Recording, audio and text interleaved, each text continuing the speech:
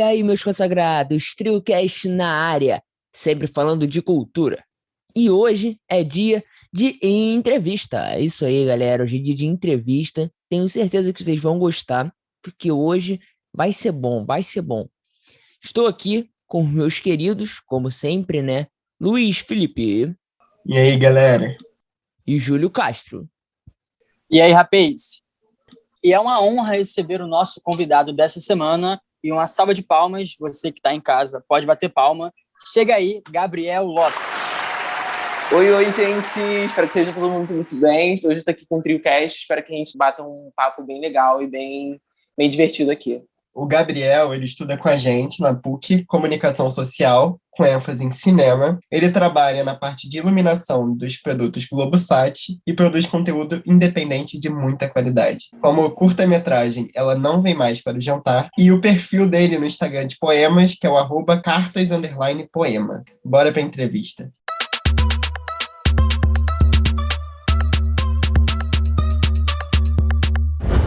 Como é que nasceu essa sua paixão pelo audiovisual?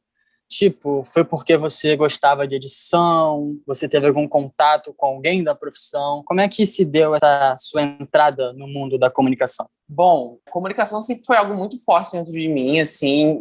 Quando eu entrei no ensino médio, eu pensei em fazer jornalismo. Só que esse sonho foi morrendo aos poucos. Eu falei, por que está morrendo?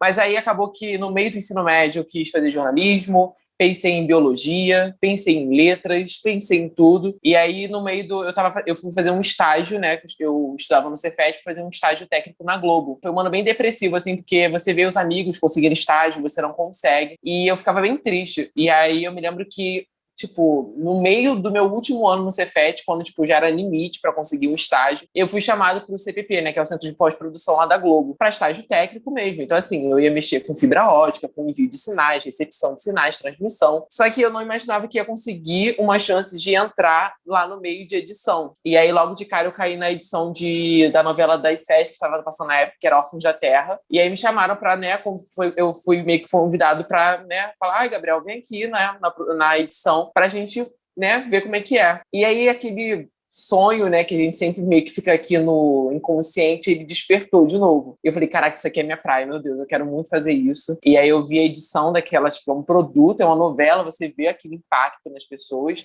Eu me lembro que, né, nessa época, eu vi a Alice Wegman, assim, na minha frente. Eu falei, meu Deus, é Alice Wegman! E eu fiquei totalmente assustado. E você vê como isso impacta nas pessoas, né? O audiovisual impacta nas pessoas. E você fica totalmente maluco, né? E aí eu me lembro que eu voltei para a área mais técnica no meio desse estágio. E depois eu voltei para acompanhar a edição inteira da série Desalma, né, que é a série da Globo que saiu agora. E aí eu me lembro que um dia eu tava sozinho, né, minha tutora não tava comigo, e eu tava sozinho com o Carlos Manga Júnior, que é o diretor, né, dessa série. E aí eu tava fazendo lá, né, super animado, pá. Aí o Carlos, o Manga, né, que a gente chama ele de Manga, ele bateu no meu ombro e falou assim, pô, Gabriel, você pensa em fazer cinema? E aí eu falei assim, não, porque até então eu tava pensando em fazer jornalismo e comunicação. Aí ele, mas você não gosta disso? Eu falei assim, pô, eu gosto. Ele falou, por que você não pensa sobre? E aí, desde então, meio que ele plantou uma semente na minha cabeça, né? Carlos Manga Júnior, né?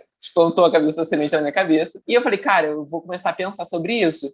Foi quando eu fui, né? Comecei a ficar mais perto da edição. Meu computador na época não era bom, então eu não podia editar. Mas assim, eu fui começando a editar pelo celular, né?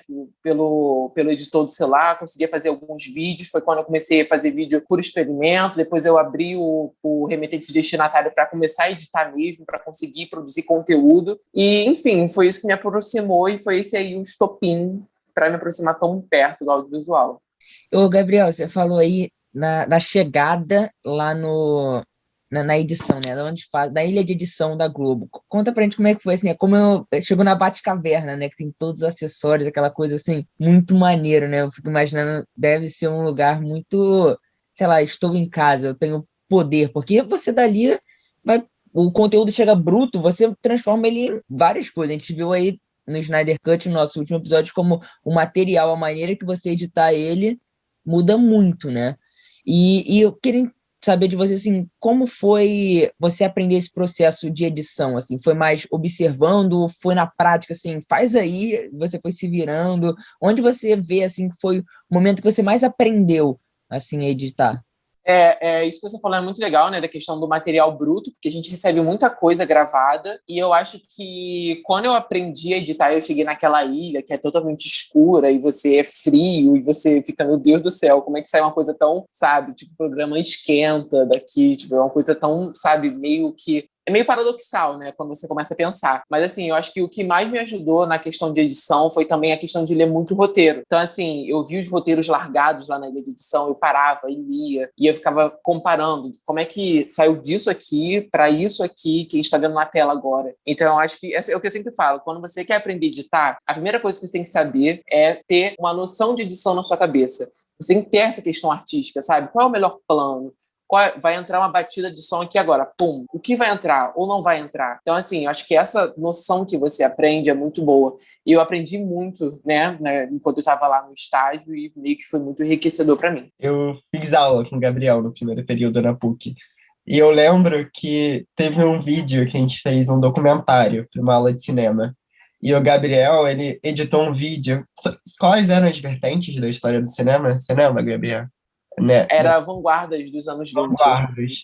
E eu lembro que eu fiquei assim, de boca aberta vendo o documentário que o Gabriel editou, porque ele trazia os toques artísticos de cada vanguarda no documentário, um documentário todo feito em casa, lá no auge, no auge da pandemia não, mas lá no início da pandemia, quando as medidas restritivas estavam mais severas. Aí eu lembro, eu vi assim, nossa, eu acho que ele tinha anos e anos de edição. Eu achei que você já tinha esse sonho de muito tempo. Então, eu tô até Não, surpresa. Porque eu quem acho dera, muito assim. profissional, muito legal. Parabéns. Tipo, eu me lembro que nessa época, eu sempre, né, sou uma pessoa que veio da Zona Norte, né, querendo ou não, minha mãe é empregada doméstica, coisa assim, então eu nunca tive dinheiro para investir muito nessas questões de acessórios, né? Então, assim, quando eu comecei a estagiar, eu tinha um dinheirinho guardado. E eu falei, cara, a primeira coisa que eu vou comprar, eu comprei meu celular porque eu fui assaltado, mas eu falei, depois o que eu quero comprar, com certeza, é um computador para conseguir editar. E aí meio que sincronizou. A professora pediu um documentário e eu comprei um computador que nem foi novo, era semi-novo, e eu consegui comprar e, tipo, eu fiquei, meu Deus. E aí veio aquela, sabe, aquela animação inteira de pegar, abrir timeline e você botar efeito, tirar efeito, botar crossfade. Eu falava, meu Deus, então eu vou aproveitar esse trabalho para conseguir, né, fazer e acontecer. Então, assim, foi muito grande. Eu nem sabia mexer em Adobe Premiere. Eu mexia mais em quando eu trabalhava lá na Globo, eu mexia muito na no Media Compose, que é da Avid, que usam mais para produções mais massivas, né? Porque é muito mais coisa, muitos recursos. Mas, assim, quando eu fui no Premiere, eu fui meio que experimentando. Então, aquele documentário das vanguardas nasceu de um grande laboratório, assim, que eu fui experimentando. Gabriel, ainda nessa pegada de edição, queria saber o que tu acha sobre o processo de edição. Se você acha que é um martírio ou uma glória. Porque, tipo, eu edito os episódios que vão ao ar do podcast. Já editei um documentário sobre depressão ainda no ensino médio. E, cara, eu lembro que até tive um canal no YouTube e também editava. Mano, sempre foi um processo muito árduo. Tipo assim, esse período de edição, de você escolher detalhe por detalhe, frame por frame.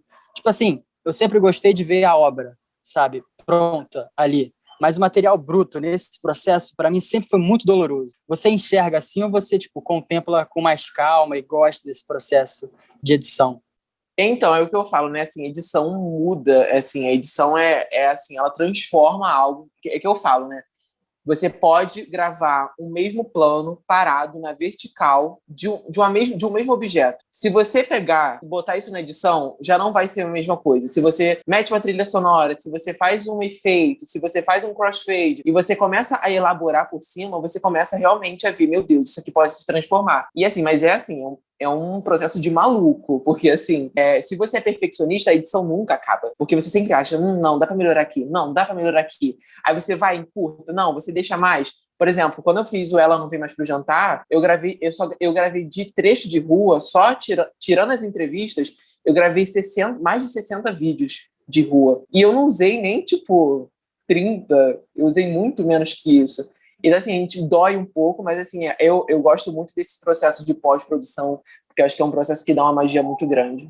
Eu já vi muita coisa disso, que o cineasta, o problema dele é desapegar. Tem até umas histórias que o Walter Salles, que é o diretor de Central do Brasil, o primeiro filme dele, ele não gosta que passe, ele não gosta que o filme dele vá ao ar, porque para ele é muito ruim. E eu tenho filmes que eu, assim, faço filmes desde pequeno, desde 12 anos eu faço filmes, roteiros, participo de alguns festivais para criança e tudo mais. Pô, os filmes que eu fiz tipo, em 2017, na época, eu demorei a conseguir ver que, tipo, eu tinha 15 anos na época, né? Então, tipo, eu tenho que olhar com os olhos do garoto de 15 anos que fez. Claro que eu faria muito diferente. Inclusive, foi um filme que eu fiz, cara, que eu fiquei acho que uns 2 anos fazendo, porque ele tinha animação. Cara, o que a animação foi do roteiro inicial pro que foi ao ar, porque, assim, eu acho um pouco isso da edição que você comentou, ela é um martírio, porque eu, pelo menos, me estresso muito. Aí, de vez em quando, o computador Não, não é vai. estressante demais. Aí o computador trava, aí o que você fez não salvou, aí você fica puto, aí quebra as coisas. Eu, pelo menos, fico com muita raiva às vezes. Uma vez eu fiquei editando um negócio pro Instagram que foi assim: eu fiquei mó tempão, botei vários efeitos, pá. Aí o computador apagou. E, tipo, eu tive que refazer tudo, sabe? Então, deve já ter acontecido isso com você também, né? Não, quando eu tava lançando, assim, o Ela Não Vi Mais Pro Jantar, eu ia lançar ele no dia 17, eu não ia lançar no dia 18. Só que por conta de render, eu acabei não lançando no 17. Porque, assim, cara, demorou muito para renderizar a codificação. E, assim, você começa a se estressar, porque fala, meu Deus, eu só queria um Mac aqui agora, um grande Mac com SSD, que custa 15 mil reais no Brasil. Mas, assim, eu não tenho. Então, assim, é muito estressante quando você bate muito com a máquina. Eu aprendi comigo mesmo, assim, se eu quero editar uma coisa muito grande, uma coisa que vai ser mais elaborada, eu recorro ao computador. Mas quando eu vou editar qualquer videozinho rapidinho, assim, de internet e tudo mais, eu edito no celular. Ainda mais o iOS, né, que oferece muitas opções de edição muito legais, de aplicativos de edição. Então, assim, qualquer coisa muito rapidinho eu já edito no celular para realmente eu não me estressar. É uma boa dica para quem ia começar a produzir conteúdo aí pra internet. Isso aí, gente. Baixa um Videolip, VN, é muito bom. Editores incríveis. Gabriel, você falou pra gente um pouco sobre o curta-metragem que você fez, que você lançou esse ano, né? O Ela Não Vem Mais Para o Jantar, que é um curta, assim, muito forte, que escancara, assim, a realidade do Rio de Janeiro, da vida, né, do carioca, ainda mais do carioca que tem essa fragilidade social, né? Do carioca que vive em condições bem precárias. De onde surgiu a ideia de fazer esse documentário e como você colocou em prática? Você pode contar pra gente? Ele nasceu porque eu recebi um e-mail da PUC sobre um concurso da Warner de curtas latinos, alguma coisa assim. E eu falei, cara, eu vou produzir. Eu vou botar esse curta nesse edital, eu vou produzir. E aí eu já pensei, cara, eu quero fazer algo no viés político. Porque sempre foi algo. É porque a gente costuma falar, quando você vem da federal, tem com um viés político muito forte. Como eu estudei no Cefet, no ensino médio, então, assim, protesto, assim, e a minha realidade social também sempre me fez muito perto do político. E eu costumo falar que quando você é uma pessoa que você é pobre e você alcança um pouquinho de instrução, a política nunca mais te larga porque é uma forma de você sempre reivindicar pelos seus direitos, que poucos têm, que é a formação. E eu sempre quis levar isso para dentro. Eu acho o cinema novo no Brasil é um cinema que é muito documental, é muito reivindicatório, e eu acho que isso sempre está nas nossas raízes até hoje. E eu falei, cara, eu quero falar sobre E assim, o cenário atual que a gente vive no Brasil não me deu, assim, não faltou opção. O que eu mais tinha para pensar, eu tinha de catástrofe que a gente está vivendo agora. Então, assim, eu queria muito fazer um filme pensando com a ótica daqui. Deu falando de Honório Gurgel, deu falando das pessoas que eu entrevistei, e eu pensei, cara, eu vou sair nesse momento caótico para trabalhar, pegando o BRT lotado, pegando o metrô lotado, eu pegava o metrô lotado, pegava assim. E eu falei, então eu vou aproveitar esse momento, que pelo menos eu estou me expondo para o vírus, e eu vou estar, pelo menos, gravando, eu vou estar registrando isso. Então, eu meio que uni isso ao meu texto, ao meu roteiro, junto com a minha vivência e com o que eu sempre trouxe de bagagem. Esse documentário é daqueles que você sai emocionado. Não é documentário, é um curto documental, né? É um daqueles que você Isso. sai emocionado e fica pensando nele a semana toda, porque é muito forte. Eu fiquei assim, atingiu meu coração, sendo curta. Gostei muito, Gabriel. Sim, e assim, confesso que em alguns momentos, eu sou uma pessoa que eu tenho até procurar psicólogo para isso, porque assim, eu sou uma pessoa que ultimamente eu venho me abalado muito com as questões políticas e sociais do que a gente vive, que é uma coisa assim. Então, assim, momentos da edição, eu quase chorava, assim, porque a gente, por estar vivendo, pegando metrô lotado, trem lotado, BRT lotado, tal, você não para pensar no que você está vivendo. Você fica realmente num sistema automático. E quando você para editar, abrir, e você pensar, cara, eu passo por isso todo dia, você pensa, meu Deus, que país é esse, sabe? O que a gente está vivendo, sabe? Então, assim, eu fui em mercados para fazer planos de venda de arroz e, assim, de preços e qualquer coisa assim, você ficava pensando, cara, é uma dor muito próxima da gente que a gente não para pensar. E é realmente assim, foi como agora que o Eduardo falou da edição, a edição foi um processo meio doloroso nesse momento, porque foi bem, digamos assim, marcante. O que eu acho legal do filme é que ele mostra que ele é muito seu, assim, até porque a narração é sua, a gente vê muito você contando uma história muito pelos seus olhos. Isso é muito legal de ver que, sabe, muito autoral mesmo, um autoral bom, de qualidade. Eu gosto muito. E eu queria comentar também sobre essa questão do material, que você falou do sentimento que gerava em relação ao material, porque é uma relação meio que o material, ao mesmo tempo que é imaterial, né, porque você não toca e tal, ele é muito palpável, mas na edição eu sinto que eu consigo realmente tocar nele, né? Você deve ter sentido isso. Mas como é que foi a questão de casar tudo, né? Você falou que gravou várias coisas numa única história. Você fez um roteiro antes ou o roteiro foi surgindo durante? Como é que foi? Eu fiz o roteiro e aí depois eu comecei a gravar que nem um maluco. Eu via qualquer coisa na rua, eu gravava, qualquer flagrante eu gravava. E depois eu fiz a montagem, a decupagem. Então, ao lado do roteiro, eu pensava, o que vai entrar aqui com o que eu tenho, com o material que eu tenho? Ah, não, aquele plano que eu fiz no metrô é melhor do que o plano que eu fiz no BRT. Não, esse plano, essa fala da Rosemary, que foi uma das meninas que eu entrevistei, entra melhor aqui. Então, assim, você vai pegando no feeling. E, nossa, o que mais existe no pré-produção e na pós-produção é desfaz e desfaz. Faz e desfaz. Você acha que teve uma ideia magnífica. Essa é a ideia que vai fazer o meu filme incrível. E depois você fala, meu Deus, não, essa aqui é horrível, ou você tem uma melhor, e você começa a realmente sempre estar fazendo e desfazendo. Essa questão do material foi uma coisa meio difícil de lidar, porque eu gravei muita coisa. É meio estranho por pensar, porque assim, depois que eu comecei a gravar muito, hoje em dia, mesmo sem ter nenhum projeto em mente ainda, eu me pego gravando as coisas. Eu me pego gravando flagrante, sem nem ter o que, sabe? Mas eu falo, deixa eu guardar aqui no meu drive, que eu sei que algum dia eu preciso. Então, assim, você se pega pensando nas coisas e como, tipo... E foi que eu falei numa live com a Fabiana, né, que ela também me entrevistou, que eu falo, gente, você vai num ônibus e você para com qualquer pessoa dentro daquele ônibus que é Barra, Rocinha. Você senta do lado dela, você tem um curta pronto. Isso é fato. Você tem um curta inteiro pronto. Só com a história daquela pessoa e com tudo aquilo, porque assim, é emocionante de você ver como o audiovisual e como contar história é algo tão singular daquela pessoa só, como é algo muito coletivo.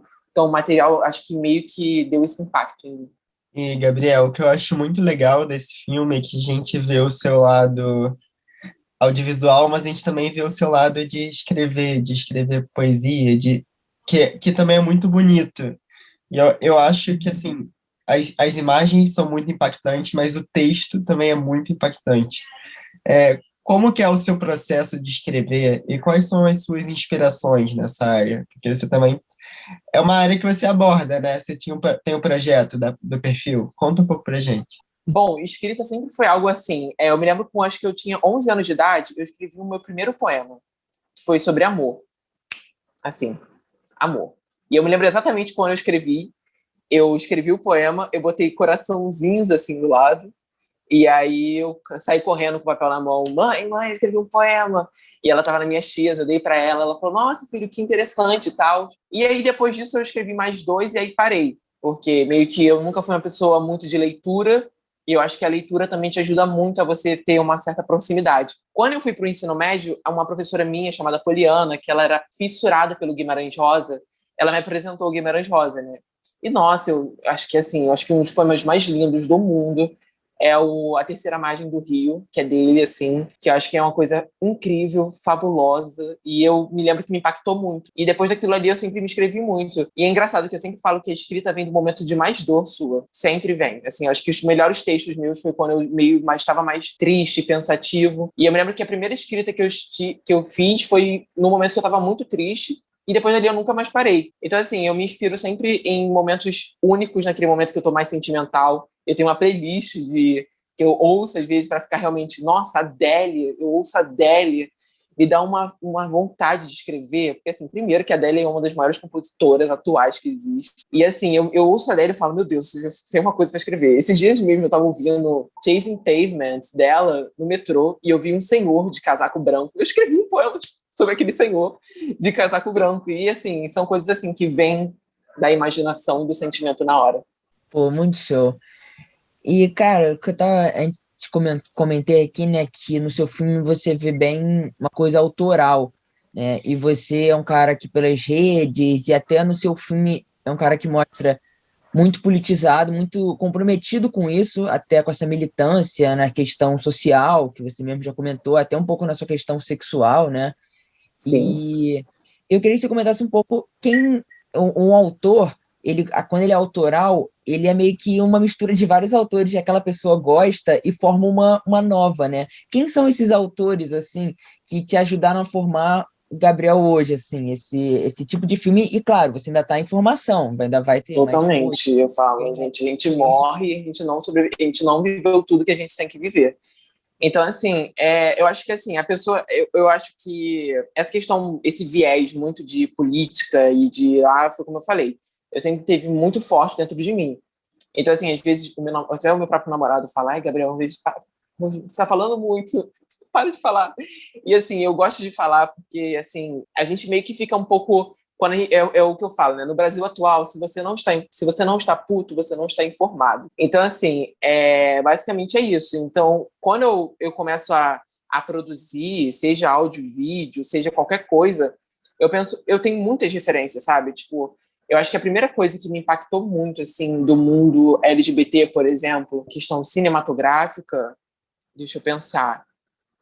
Eu acho que, assim, em relação à produção, acho que o Ryan Murphy é o que mais, assim, é um cara que inova muito na questão de produzir conteúdos LGBT. Nossa, ele fez Glee, é um dos conteúdos mais progressistas que existem nos Estados Unidos em relação à sexualidade, mas também, assim, ele também participou de uma das séries favoritas da minha vida, que é Pose, que é uma série totalmente revolucionária na sua forma de fazer. É um elenco totalmente composto por pessoas trans, pessoas negras e trans. E, assim, você nunca viu isso acontecer no cinema. Nunca. Ainda mais no cinema americano, que é um cinema totalmente, ainda muito americanizado do jeito de ser. Então, assim, são pessoas que eu pego como referência, sabe? Para produzir, sempre para falar sobre, porque, assim, querendo ou não, política é tudo, e a gente vai sempre falar de política até em amor, drama, seja o que for. Mas e aqui no Brasil, tem algum filme que você indique que aborde essa temática também, LGBTQI+. Um filme brasileiro que aborde essa temática...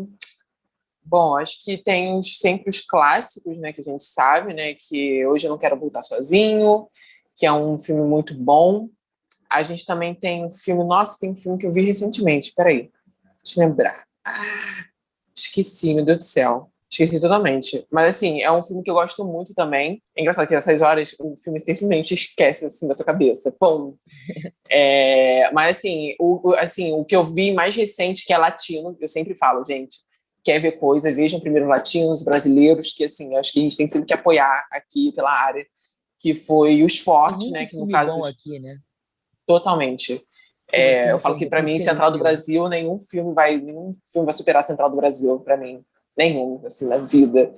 E eu me lembro que o que eu mais me marcou ultimamente é Los Fuertes, que é um filme, acho que é uruguaio ou argentino, alguma coisa assim, que é um filme que é de romance gay, é muito, muito, muito bom, e eu gosto bastante. Então, quando eu vi, eu falei, caraca, assim, o poder do roteiro. E assim, gente, vamos entre a gente, né?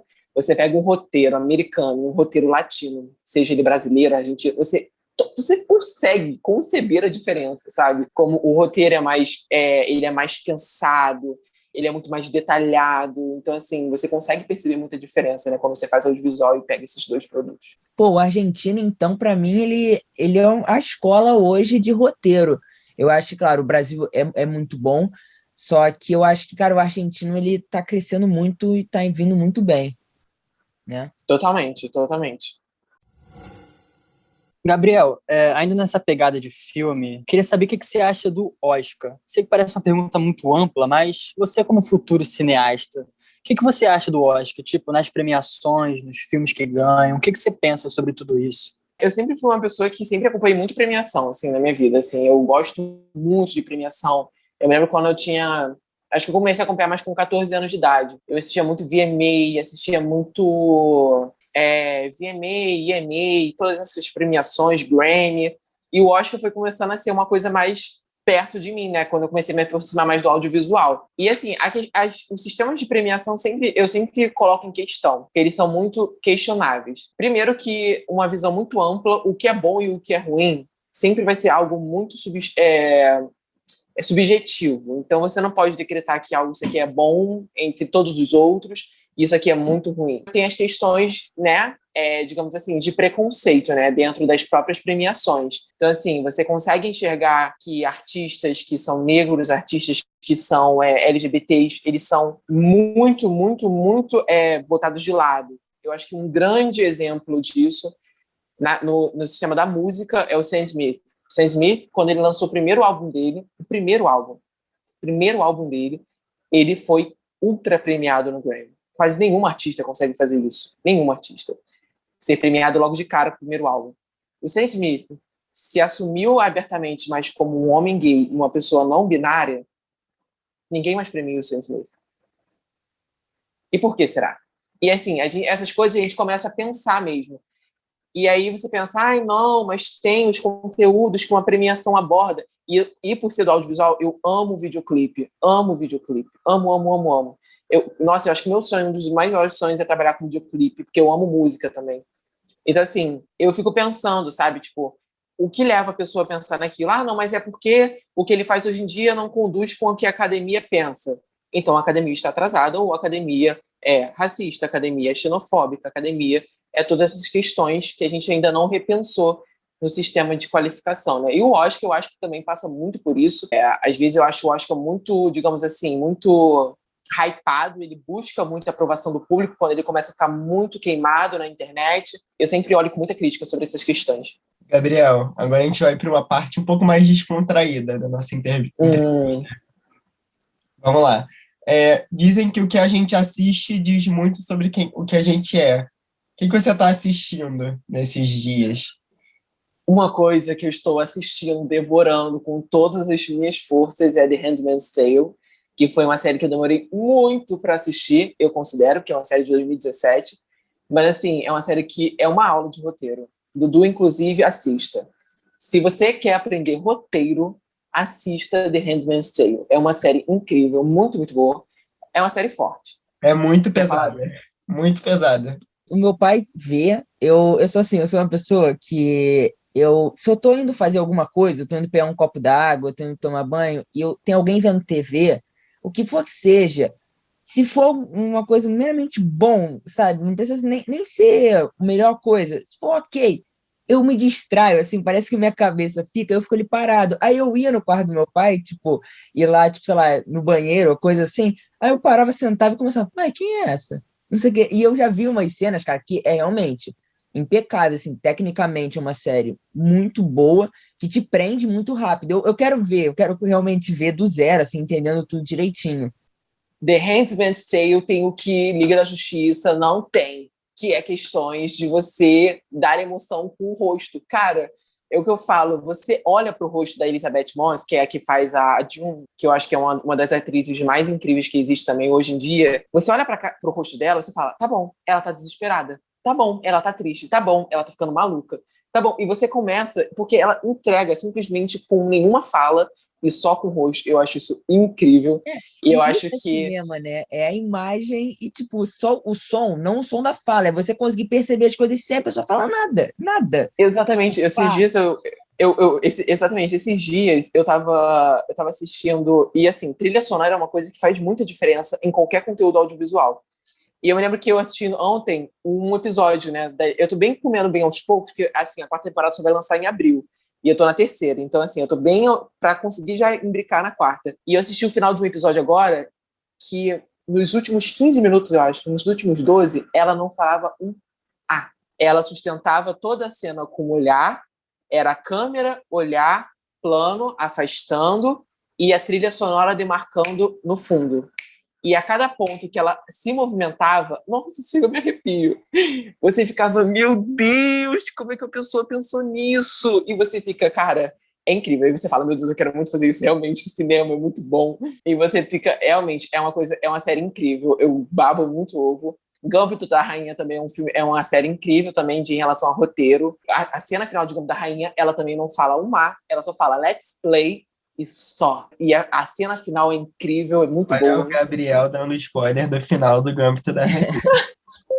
Você não assistiu ainda, Luiz? Meu Deus. Não assisti.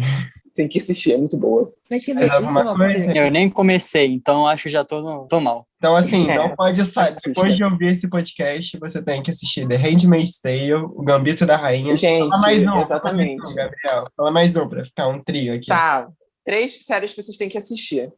The Handmaid's Tale, Pose.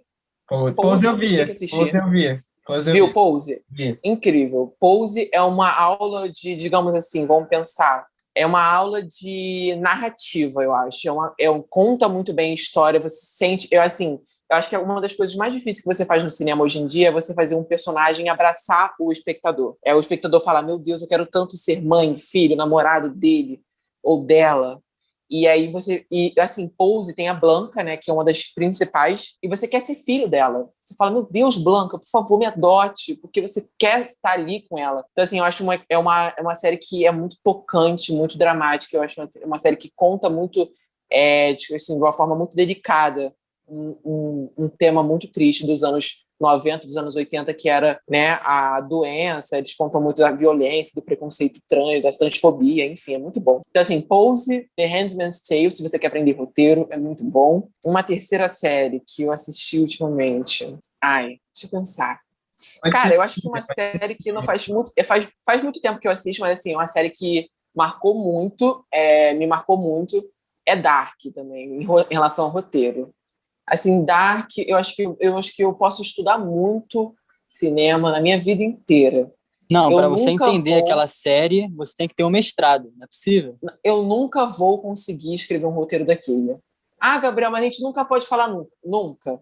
Não existe. Como é que um cara escreve um roteiro? Porque, assim, escrever roteiro, gente, é escrever qualquer trabalho da faculdade que você escreve. É abrir uma primeira página no Word e começar a história dali. Como é que você começa a escrever aquilo e acha que na terceira temporada aquilo que você escreveu na primeira linha vai ser a resposta do que você vai falar no terceiro temporada?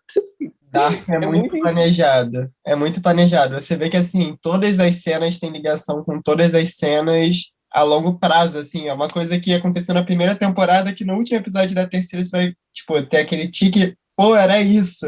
É muito insano. Inclusive, gente, tem uma série também que tá pra sair no Globoplay, que foi uma série que eu também editei ainda na época lá do meu estágio, que é Onde Está Meu Coração, que é com a Letícia Colin. Cara, é assim, uma série de drama muito boa, muito boa, muito boa.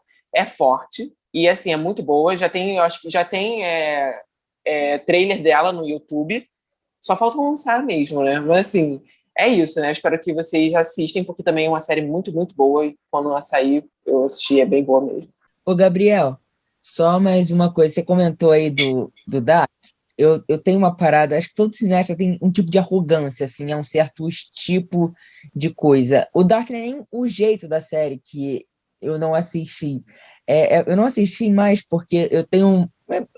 Eu assumo que é algo negativo, meio arrogante, meio babacão. Quando tá todo mundo falando muito da série, muito, muito bem, Eu me dá também sou vontade de assim. não assistir só por causa disso. Ou quando tem uma pessoa falando, o filme é lento, o filme é chato, o Lipe tá toda hora falando, pô, Mank parece muito chato, eu vou ver com vontade de achar o máximo, assim, sabe? Exatamente, cara. Eu sempre tenho que assistir, assim, tipo, com as menores expectativas as expectativas mais baixas. Por exemplo, Nomadland. Antes de ser indicado pro Oscar e tudo mais, eu vi aquele post e eu ficava, gente, E não assisti. E depois que as pessoas começaram a falar, me deu uma motivação para assistir. E achei incrível, né? Incrível, incrível, incrível, incrível. E assim, e tem coisas, produtos que eu gosto muito e eu deixo que as pessoas não falem mal. Por exemplo, Amor de Mãe.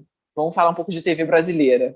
Amor de Mãe, eu amo Amor de Mãe. Assim, é uma das novelas mais Incrível. inovadoras para a televisão brasileira. Gente, o Vila Marim é um dos melhores diretores que existem no Brasil. Quando eu me lembro que eu vi uma vez ele. Eu tava passando assim com a minha aguinha, eu saí da ilha de edição de Desalma e Amor de Mãe já estava editando na época. Então, assim, o diretor sempre tá ali na pós-produção, vendo. Quando eu vi ele, você quebra, você fala, meu Deus. E aí você vê a Manuela Dias. E assim, aí as pessoas agora estão reclamando, não, Manuela, mais uma canetada da Manuela Dias, porque por conta de ter encurtado por causa da pandemia, a coitada da escritora tá tendo que fazer algumas coisas para conseguir render a história, né? Então, assim, mas assim, é um produto que eu amo muito, e tá, Amor de Mãe, eu falo assim, a pessoa começa a falar mal, eu falo, não fala mal não, porque isso aqui é muito bom, você tem que respeitar. É incrível, é incrível. É a única novela que eu realmente paro, assim, falo assim, cara, ó, vai começar Amor de Mãe. Bota aí que eu quero ver. Mano, Vila Marim tem uns coisas assim, que eu fico umas sacadas, que eu fico, cara, como é que um cara pensa nisso? Tipo, é coisa de maluco, né? Quando a gente começa a assistir muito, muito audiovisual. Tem um plano que ele faz, acho que no terceiro ou quarto episódio da novela. Não sei como eu lembro disso. É um plano que oh meu Deus, a atriz, que ela também é sanfonista, que eu amo aquela atriz, ela faz a Lourdes mais nova. Lucy Ramos, não é? Dulce Ramos, acho que é, enfim. E aí ela é sanfonista e ela tá saindo na carroça com os 3 filhos, ou é ao contrário, ela tá chegando a pé. Enfim, é um plano assim, e a câmera tá bem perto de uma poça de água e um trilho, e aí fica refletindo ela e os filhos embaixo, assim, da água. E eu fico pensando, cara, como é que um cara pensa nisso? Porque, assim, gente, televisão é coisa de maluco. Televisão não é igual série que tu fica horas pensando, nossa, eu posso fazer isso aqui ou esse plano? É coisa de capítulo. Você tem que produzir, é uma indústria muito doida. Você tem que produzir muito capítulo por pouca coisa. Então você tem que gravar 10 cenas no mesmo dia. E aí, por exemplo, esse cara pensar nisso, nesse pouco tempo que ele tem, é muito doido, é muito, sabe, é muito bizarro e eu acho isso incrível. Cara, muito legal. Eu gostei bastante da parte que você falou das séries, daquela emoção, que nem tinha fala, só a trilha. Isso é muito interessante porque a gente entrevistou a Valentina, ela falou justamente isso, da emoção, de você ter aquele impacto e você fala, pô, eu quero provocar esse impacto também. Isso é muito legal. Mas agora indo para um bloco mais relaxado, digamos assim, eu queria saber, cara, se você tem alguma história inusitada lá na PUC. Porque, tipo assim, a gente chegou aí no BG, no Baixo Gávea, na Não, Vila eu não dos fui, Diretórios. eu não fui. Cara, nada, tipo, não tem nada. Tipo assim, porque de certa maneira a gente viveu As uma pessoas pequena falaram que não tinham experiência. nada. As pessoas falaram que não tinham nada. E aí eu falei, que bom, porque nessa época eu também estava estagiando ainda lá, né, na Globo. Então eu acordava 5 horas da manhã. Eu falo, gente, eu tenho que ir para o Honório Gurgel. Amanhã eu pego 5 horas da manhã no trabalho. Como é que eu faço? Não tem como. Aí, enfim, mas eu espero quando voltar ao presencial, eu espero que em 2022 vai voltar. Vai voltar. A gente vai curtir bastante lá, enfim, tudo juntinho. Cara, mas aí, é estranho, né? Porque, tipo assim, você já começou na faculdade tendo a experiência de trabalhar e de estudar. Algo que a gente não tem até agora. Sim. Mas tu ainda quer ter essa experiência? Porque, cara, eu, como calouro naquela época, que já não sou mais, eu posso me considerar um calouro mofado, como chamam, tu ainda tem essa vontade de ter essa experiência? Ou você já abarcou essa vida profissional tão grande que, tipo assim, já conciliou ali, não tem mais espaço para viver essa vida de calouro? É assim, é uma coisa assim que a gente entra muito, acho que agora na questão meio que social da questão. Por exemplo, eu sou uma pessoa que, se eu pudesse, eu ficaria 24 horas por dia na faculdade, trocando, pensando em projeto, desenvolvendo. Vamos fazer um curta, vamos fazer um vídeo institucional? Eu gosto disso. Eu acho que a faculdade é um lugar muito bom para você desenvolver essas coisas. Mas e quando você é pobre, você precisa trabalhar, né? Você precisa de um dinheiro. Por exemplo, eu não sou uma pessoa que, infelizmente, eu não posso virar para minha mãe e falar, mãe, olha só, eu quero muito uma câmera. Você pode comprar uma câmera para mim? Então, assim, se eu não ir lá e trabalhar, eu não vou conseguir comprar uma câmera que eu quero para gravar uma coisa que eu quero. Então, assim, eu acho que eu meio que já aceitei que eu sempre vou estar na faculdade trabalhando ou procurando emprego de alguma forma. Acho que o único momento que eu acho que eu vou ficar mais relaxado na faculdade vai ser quando eu abandonar qualquer emprego que eu tenha para entrar no estágio que eu goste, que eu falo assim, Porque, assim, o estágio, sempre tem um estágio, assim, top que você pensa na faculdade. Nossa, tem aquela empresa, aquele momento tal. Então, assim, vai ter um momento que eu vou falar, tá, agora eu vou me dedicar apenas a isso, ao estágio e a me desenvolver academicamente. Mas, assim, eu sou uma pessoa que eu reluto muito sobre estar fazendo uma coisa só. Então, se eu tô trabalhando, uma pessoa fala assim, Gabriel, eu tô com um projeto aqui na faculdade, eu preciso de uma pessoa que produza, grave, roteirize, edite. Você quer participar? Sim. Ah, Gabriel, mas vai dormir só 3 horas por dia, que isso? Ok, vamos dormir 3 horas por dia. E a gente vai fazendo assim, a gente vai lidando com as coisas, a gente só não pode mesmo ficar parado e de produzir mesmo.